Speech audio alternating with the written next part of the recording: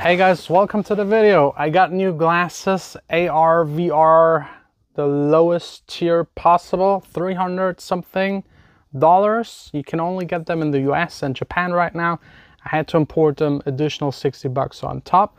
But I gotta say, it was worth it. I'm addicted. I love these for some instances, not always. So let's get into the video and talk about AR, VR, especially considering productivity work in the studio using these as a monitor. So these are the Nreal ones. They're called Air. It's the lowest tier. They only display a screen in front of you. It looks basically like watching a movie on a projector in a dark environment. It looks really good. It looks really crisp. I'd even say it looks better than a projector because it's just like the pixel density is better and it's not like light reflecting off a surface back to you. It's like directly. So it looks actually really nice. They're comfortable. The fit is okay. They're a little heavier than the normal sunglasses, obviously.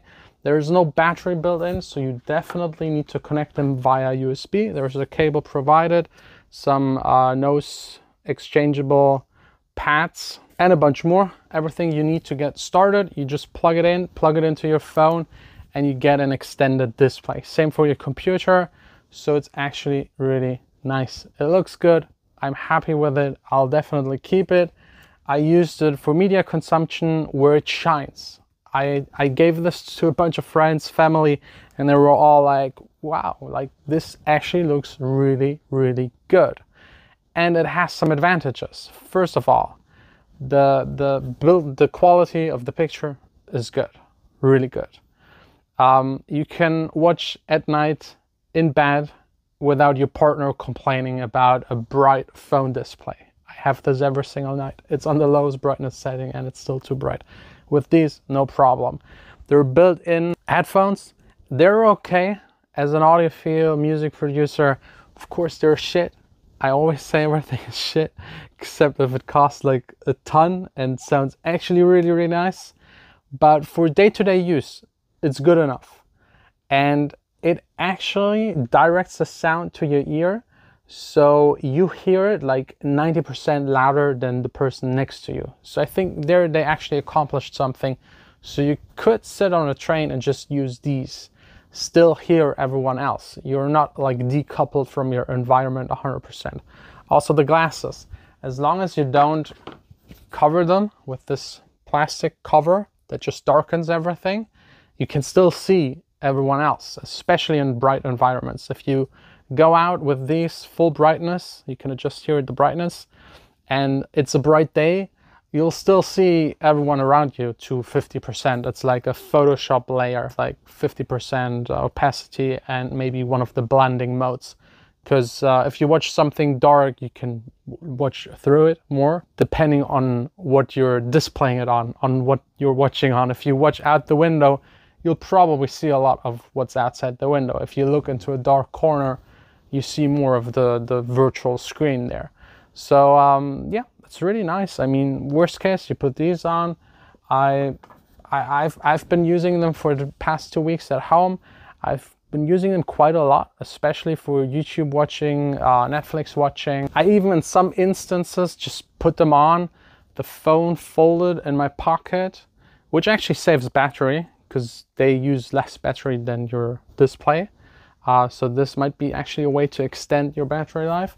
But yeah, I was just walking around the house and like putting stuff where it belongs, cleaning up a little here and there, and still half kind of watching a YouTube video. Anyways, it's just more listening than actually watching. I think that's really nice. I wouldn't drive with it, absolutely not. It's way too dangerous.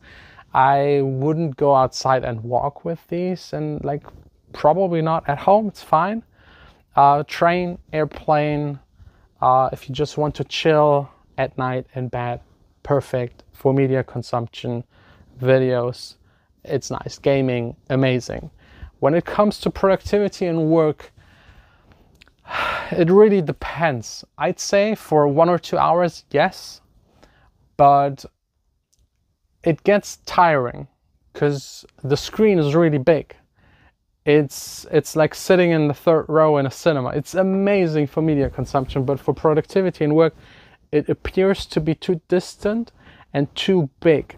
And especially when it comes to text, it starts to get a little fuzzy, especially in the corners. Doesn't bother me at all watching something, but when I use Logic, Photoshop, video editing software, it starts to get a tiny bit annoying.